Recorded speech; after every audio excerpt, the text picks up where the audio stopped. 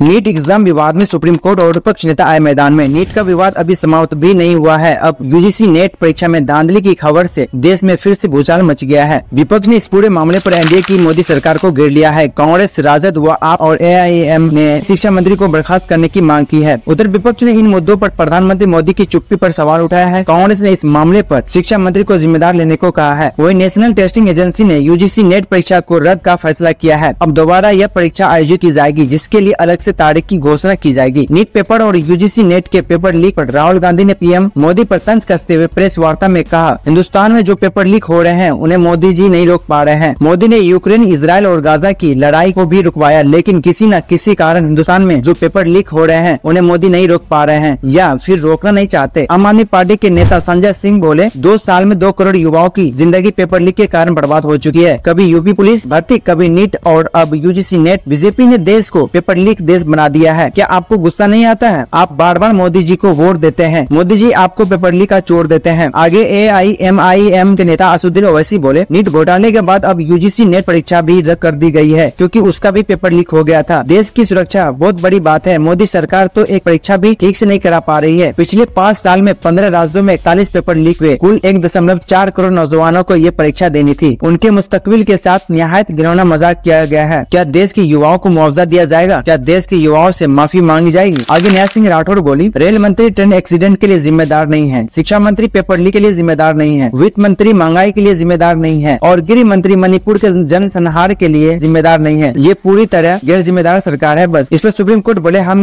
NEET UGC counselling पर रोक लगाने से मना करते हैं। आखिरी सुनवाई के बाद परीक्षा रद्द होती है तो काउंसिलिंग भी रद्द हो जाएगी। आगे 4 PM के पत्रकार संजय शर्मा बोले, यूजीसी नेट की दोबारा परीक्षा होगी, लेकिन इसकी कोई गारंटी नहीं है कि इसके लिए पेपर लीक नहीं होंगे। रूस और यूक्रेन के युद्ध रुकवाने वाली सरकार पेपर लीक नहीं रुकवा पा रही है। मोदी जी के इस मामले पर कोई प्रतिक्रिया नहीं आया है, लेकिन मोदी जी के इस रवैये पर आपकी क्या राय है? कमेंट बॉक्स में जरूर बताएं।